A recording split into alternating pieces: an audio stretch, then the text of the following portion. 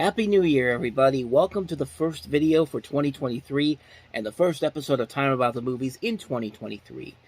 It is literally January 1st, the time I'm recording this, and today we're taking a look at the movies of April 29th, 1994. We've got 6 movies to look at today. Let's not waste any more time. Let's just jump right on into it. I'm going to start off with the first movie, the biggest new release of the weekend, Ray Liotta starring in the action thriller No Escape.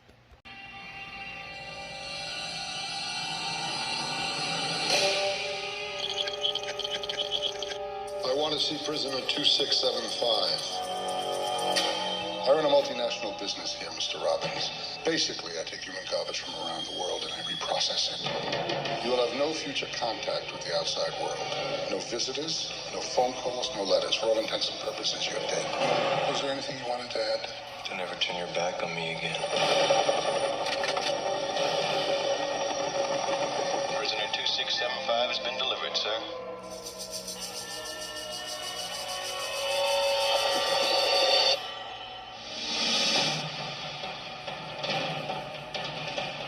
Welcome to vacation paradise. Enjoy.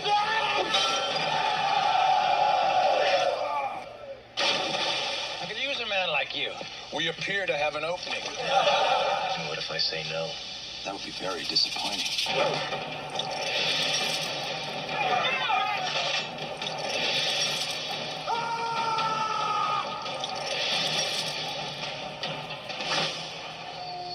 Bye. Sir, prisoner 2675 is alive. He's at the insiders camp. What is this place? Sanctuary, Mr. Robbins. We've created a new society here, a civilized one. We live under constant threat from the outsiders. He's military trained, you realize that? Somebody taught him how to kill. You have proven yourself a highly resourceful man. We'd like you to join us. All I want to do is get off this island. Now I'm gonna kill you. You want it? Come and get it!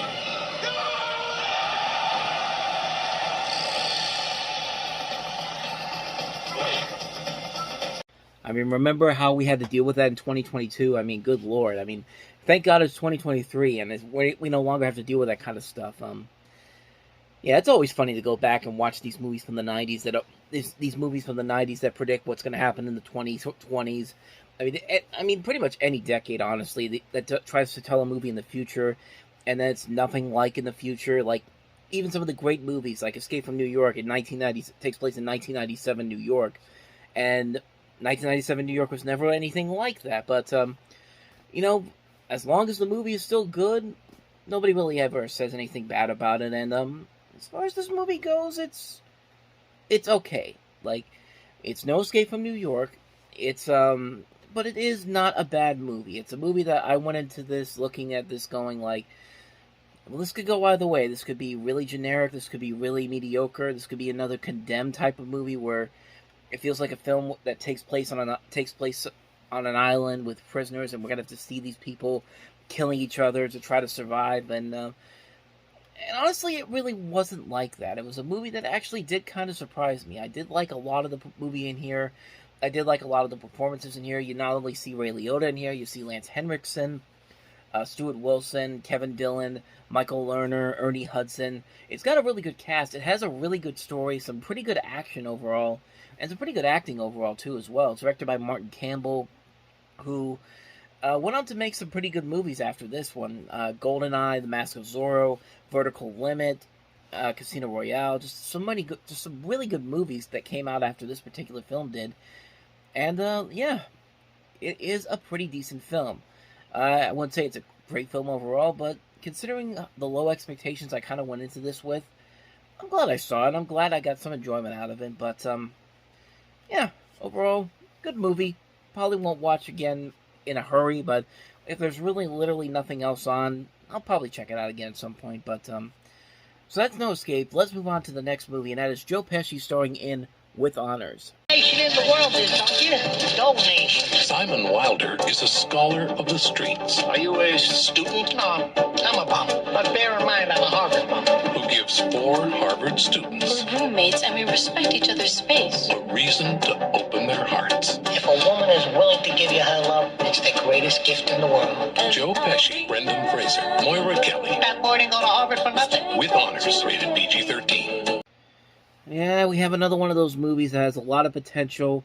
Some really great actors overall. You got Joe Pesci, as I mentioned, but you also have Brendan Fraser, Moira Kelly, Patrick Dempsey, Josh Hamilton. They bring in Gore Vidal to be in this movie, too. I mean, you bring Gore Vidal into something really special, but if you want to make something really special, but this really isn't anything like that. It's a very lackluster script that really is like trying to hammer its point down to you and trying to talk down to you like you're the stupid one. You don't know what it really is like. You don't know what's going on in the world and what these people have to deal with. But really, we've seen better movies done this way, and it's a shame too because Joe Pesci clearly is trying to do something that's kind of outside of his kind of normal shtick, and everybody here is clearly trying. I mean, the actors are doing the best that they can, but the movie itself just really, really struggles to figure out what kind of a movie it wants to be, and what the movie decides to be is something that we've seen done over and over and over again, and it just doesn't work. It's a movie that just really, really feels like there was something more to it, but it just doesn't work out very well. It's a movie that really does not turn out pretty... toy boat. It does not turn out very well overall. It's a shame, too, because, like I said, good cast overall here, just not given a good enough script to work with, and it just doesn't work. It's a movie that's trying to hammer a point down that could have been done so much better with a little more subtle ability to it, but it just doesn't work out here. So, with that said, that's with honors. Now on to the next movie, and that is Martin Lawrence in You So Crazy.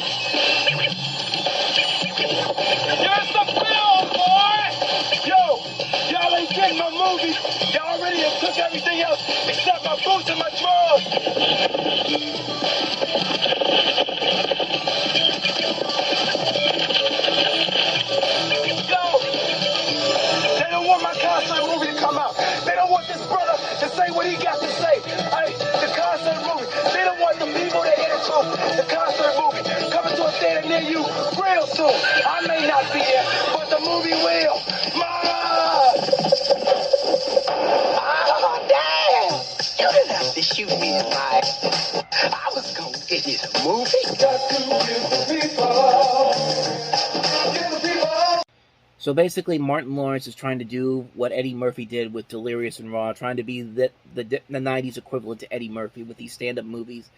And Delirious and Raw are still the best stand-up comic movies you could ever see.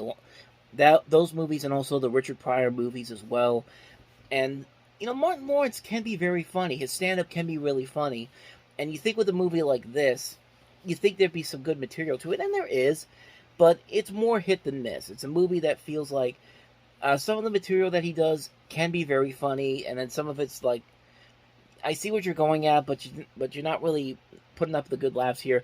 Honestly, if you want my honest opinion, I think his second movie, Run Tell That came out 8 years after this, was a much better movie. I think it was a much more funnier film, much better jokes, and it was just a solidly made film. It was kind of Martin Lawrence's equivalent to Richard Pryor Live on the Sunset Strip, because this was after he had kind of had a little bit of a snag in his career where he actually got arrested for, I can't remember, was it him that he, before I say this I should do some research. Yeah, I figured this was it. He had gotten arrested because he had brandished a pistol out in the middle of an intersection on Ventura Boulevard in Los Angeles, and as this was just one of many things, he actually got into a violent rage with somebody on the set of filming A Thin Line Between Love and Hate. He got hospitalized at Cedars-Sinai. Tisha Campbell Martin filed a lawsuit against him alleging sexual harassment and abuse on the set of Martin. Then at the end of the decade, he had a 3-day coma where he collapsed from heat exhaustion while jogging in 100-degree weather.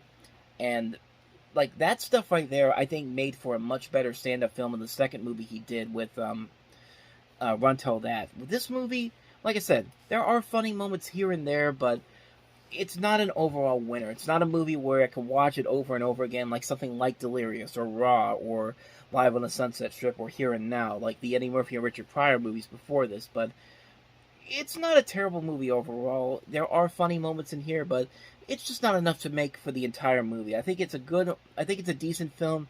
It's not one I'd want to watch over and over again. Like I said, I'd rather prefer the second film he did, Run Till That, which came out many years later, but this is not a bad film. It could have been a whole lot better, though. But, so that's You So Crazy. On to the next movie, and that is PCU. You know about school, but I got something to say to you.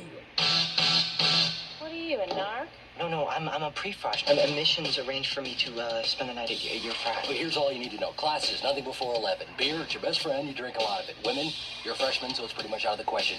It's a whole new ball game on campus these days, and they call it PC. Politically correct. What shall we eat? Ready! What happened to the ozone layer? It was last week. Now it's me. Let's do lunch.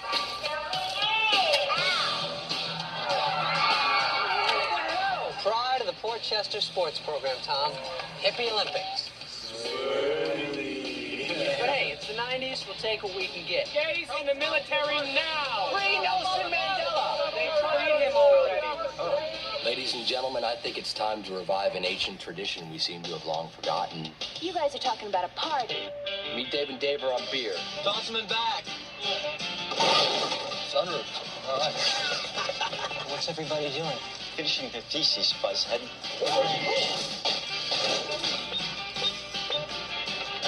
What? Am I okay on that side? That's good. Play Metallica and they will come.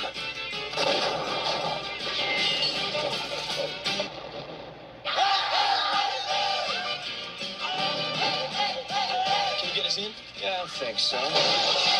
What happened to that cute preppy kid?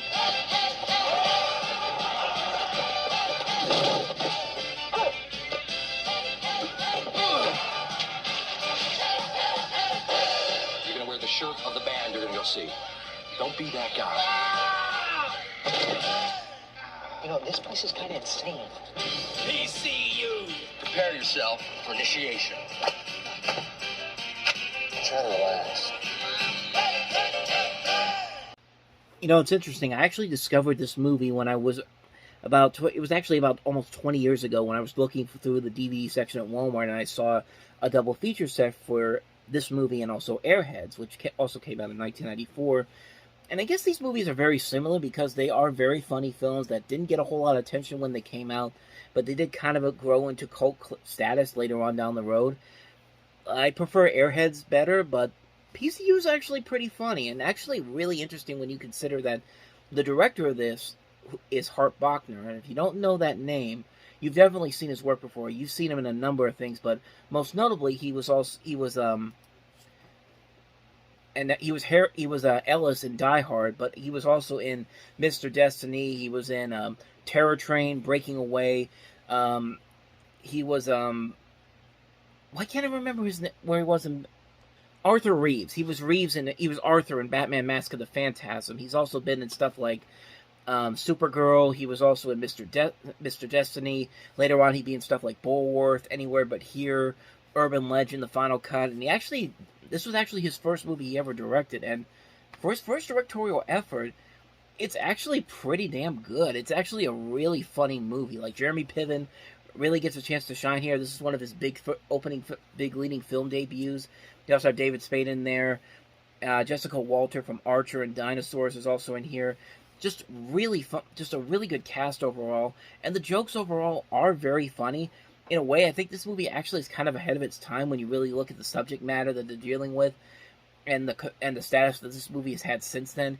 It's a really funny movie. It's a very underrated film. Like I said, I prefer Airheads better because it's like I said, Airheads and PCU were on the same DVD set that I first saw this on, but it is a pretty solid film. It's a very funny movie, kind of ahead of its time, and it definitely deserves that cult following. I think it's a very well-made film. Definitely check it out. I think you'd be pleasantly surprised by it. It's a movie, like I said, really ahead of its time, really funny. PCU, can't recommend it enough. So, With that said, let's move on to the next movie, and that is another comedy, The Favor. Because we were in love. Well, I've done that. Kathy's married. I thought you wanted to. Not me. How about you? Yeah, no. We're gonna do it tomorrow. Yeah. Emily's single. Are you saying you're ashamed of me? Everyone there is bringing their children. I'll be dating one. They're best friends. It must be hell being in a great marriage. Honey, when's dinner? It is when you've been invited to your 15th high school reunion, and it kicks off wild fantasies about your first love. And they do anything for each other. You gotta look him up for me.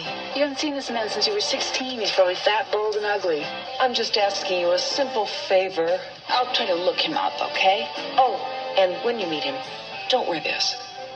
I hate this on you. Tell me everything. You did me the favor. What are you talking about? The big, strong hunk in the red flannel shirt. The tongue like velvet and the arms, you could die. You met him? We were swept away. Tommy doesn't get swept away. When two women fight, it's usually over a man. Orion Pictures presents Are we all right? Oh, yes. a story of two friends You seem upset. Oh, you're mad at me. and the favor that came between them. You had the relationship with him. I had one night. Elizabeth McGovern, Harley Jane Kozak, Bill Pullman, Brad Pitt, and Ken Wall. Well, if you're going to have a hot fling, you might as well have it with someone who looks like that.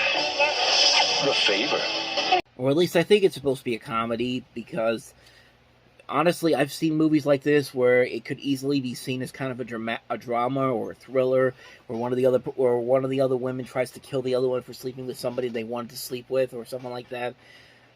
This is not a very good movie. This is a movie that really, again, has a really good cast. Has a really good cast to it. Harley Jane Kozak, Elizabeth McGovern, Bill Pullman, Brad Pitt, Ken Wall, Larry Miller you see in the trailer. But this idea just feels like it just doesn't feel right. It feels like what Something Borrowed was trying to be a remake of, like that terrible movie with Kate Hudson and Jennifer Goodwin in there. John Krasinski was also in there too, which kind of has sort of a similar feel to it. It doesn't completely go that route, but Something Borrowed was much worse. This one is just not that enjoyable. It's just like it's bordering on mean-spirited, but it's also trying to be this uplifting story.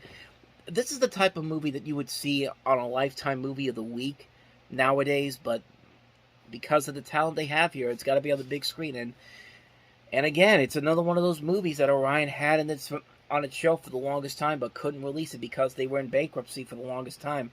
Another movie shot in 1990 and coming out 4 years later, so that should probably give you an indication of how this movie ends up turning out to be, and it's not very good. Like, it's not a very good film whatsoever. And that's pretty much all I got for you on that one. So that's The Favor. On to the last movie that we have here, the documentary High Lonesome, the story of bluegrass music.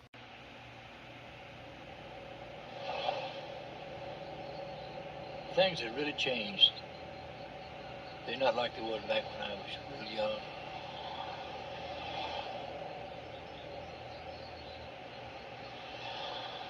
I'll never forget the old days, years and years ago when I was a little boy.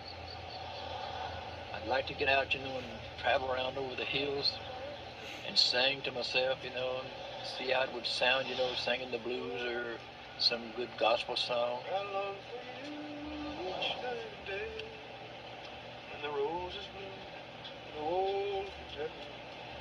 So it's probably not a very good sign if you can't even find any information about this on Wikipedia. You have to go all the way to IMDb for it. Basically, you have a documentary that traces the music and sounds from its Appalachian roots to the present, the rise, fall, and consistent revival of bluegrass chronicled through oral history and visual record. And some names here I am very familiar with. Alison Krauss, I know, is a name that's very popular. But some of these other names I'm not too familiar with. I'm not too much into the bluegrass music thing. I just never got really into it. They interview people like Sam Bush, Curly Ray Klein, Pat Enright, Jesse and Jim McReynolds, Jimmy Martin, Lester Flatt, Bill Monroe, Alan O'Brien, Bobby and Sonny Osborne, Don Reno, Earl Scruggs, Ralph Stanley, Mac Weisman, just reading the names off of here, like I said, I really don't know too much about this movie to really comment on it, and just Bluegrass in general. I'm not against Bluegrass. It's just nothing I've never been fully interested in really getting into. But I mean, the documentary itself looks like it could be decent. It's a movie that I think if you're into Bluegrass, you might get interested in it. But to me, it's not something I want to rush out to see at some point. It's just something that's kind of like, I mean, it's there for what it is, and might as well talk about it since it's one of the movies that came out this week. So, that's pretty much all I got for you. Hi, Lonesome. And so on that note, we wrap up another edition of Time About the Movies. Next time we meet, we'll jump into the summer movie season with May 6th. 6 movies to look at, including the sequel to Three Ninjas Kickback, Dana Carvey in Clean Slate, Robin Williams in Being Human, James Spader and Madgen and Mick in Dream Lover. That's Entertainment 3, and also Las Cortas. So 6 movies to look at next time around, and we'll do that on the next episode. But until then, thank you very much for watching, and if you want to see more videos like this, please hit the playlist on the next page, check out the previous episode, and I will see you guys tomorrow for another episode. So thank you for watching, I'll see you next time, and until then, as always, take care.